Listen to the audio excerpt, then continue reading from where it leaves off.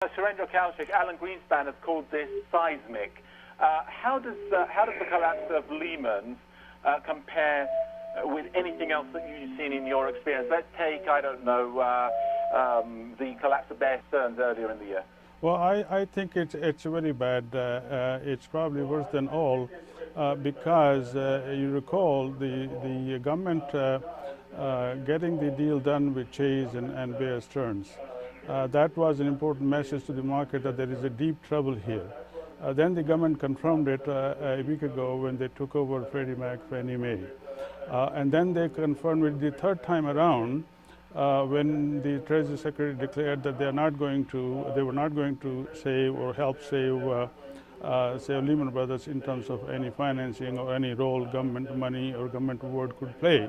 So, as Robert Briscoe said, the credibility was gone. Why not? The U.S. government actually was saying the opposite, that they were not going to give any credibility support to Lehman Brothers, and therefore the markets, in other words.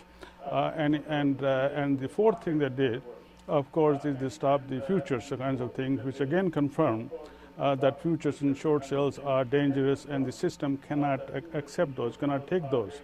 So, government actually has made the situation worse. First, by not managing it properly over the last 2.5, 3 years, at least 2.5 years since early spring of 2006. And now they have confirmed that the problems are so severe that the market cannot sustain it.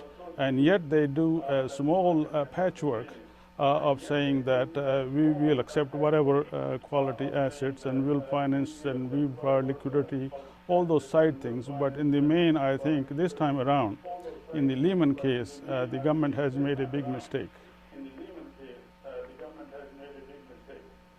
Why? Why do you say that they've made a big mistake? Who are the big losers here? The big loser will be the credit markets, big loser will be these institutions, and therefore the allocation function of credit in the markets for most of the customers, individuals or corporations that are good and are qualified to get money, it will be tougher for them and tougher terms. So therefore the market, and eventually therefore what money and credit are all about is, of course, economic activity, and therefore it will impact for a much longer time economic activity because now to restore credibility to the market is really falls on the government and the regulators and the committees, and I'm not sure at the moment the Fed and the Treasury really have a handle on it. Robert Briscoe, it might seem like a facile question given that the shares in Lehman Brothers have tumbled from $82 a share to about $4 a share, but is there actually any value left in the brand? Well, I don't know. Lehman may have a brand that's worth something to somebody. The real question, I think, is if there's any money left in the firm, and we just don't know that. We don't know if they're going to have to start dipping in and taking money from bondholders to settle the claims. We just don't know. These securities are very hard to value. And let's remember, if Lehman has to sell itself in a distress sale, so-called fire sale, in the middle of a depressed market, whatever those securities are worth, they're going to be sold for even pennies on the dollar compared to that, because nobody wants any more of this exposure. So Lehman is selling itself at the worst times, under the most hostile circumstances, guaranteed now to get the least amount of money for its assets possible. Tell me, who are the main creditors that are going to look for something out of Lehman?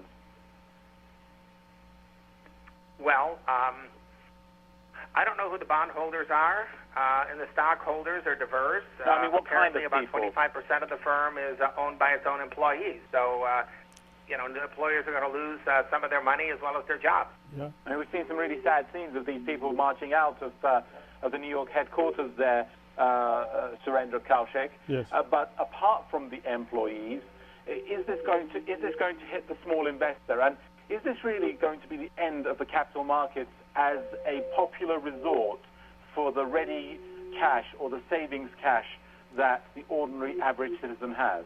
I think in a way, yes. It is going to be, like the crisis in 1907, and therefore the establishment of the commission to study it, and therefore we had the Federal Reserve set up in 1913, and then we have all kinds of reforms in the 30s and since then.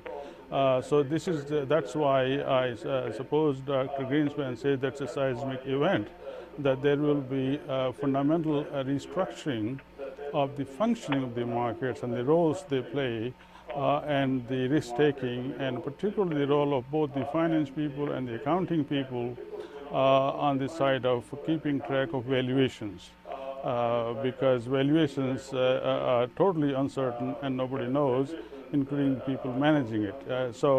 And the other thing we have seen is that the very best minds, very best experienced people in the marketplace who gain experience over decades and centuries have made these colossal mistakes. So I go back to saying that this time around, as your last question was about, whether it is a Citicorp, whether it is Barclays, or whoever bankers that have already lent money to Lehman and other securities firms, and there are obviously other creditors like that, are going to be suffering. And unfortunately, as I said before, all of them have the same securities in some amount in their own portfolio. So they're all very much linked, more or less at the same risk, the only difference being the amounts invested.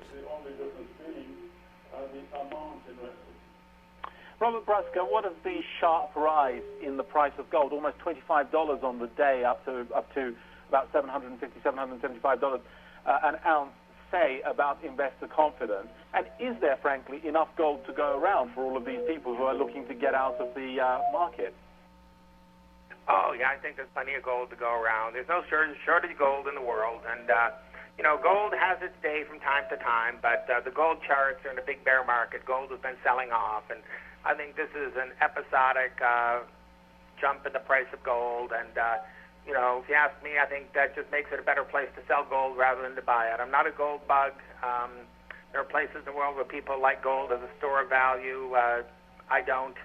And I think you're getting the signal from oil prices about how much weakness is being expected. Other commodity prices are weak as well. And I think the signal about growth is the thing to pay attention to. Yeah, Robert Brusca, just looking at the Forex element, there.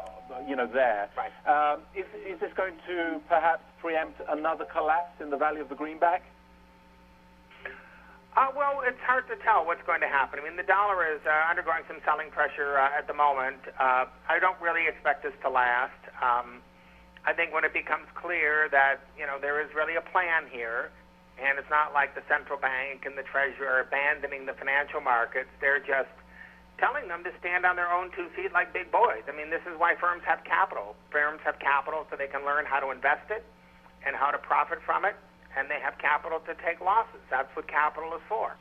And, I think that I am frankly very discouraged by the market reaction today, by this big sell-off, because I don't know why the markets couldn't see this coming, that the Fed was not going to stand behind Lehman Brothers. I think that if the market's telling us in its drop today that they are stunned by the fact that the Fed isn't throwing a big safety net under the market, then I think the market has been living in a great big fairy tale and a dream, because I don't think the Fed had intended to put that kind of a safety net under the market, and I think the markets are, finally beginning to get it and understand the depth of the risk in these markets. But let me just address one other thing you said about Alan Greenspan talking about these events that are shaking the markets. These events were set in place under his chairmanship. It was under Mr. Greenspan that this regulatory lapse occurred. One of the Fed governors by the name of Ned Gramlich had found some odd goings on in the mortgage market, and Greenspan said to let it go and let the market sort it out. And that gave us another 2 or 3 years of excesses the markets had built up. And if Greenspan hadn't been so much against regulation, if he had done the job he was supposed to do as a regulator, so you can't have a regulator that won't regulate, then we wouldn't be here now. Are you saying this is the fault of the hedge funds? The hedge fund? No, I'm saying that Alan Greenspan, as Fed chairman, failed to do his job as a regulator.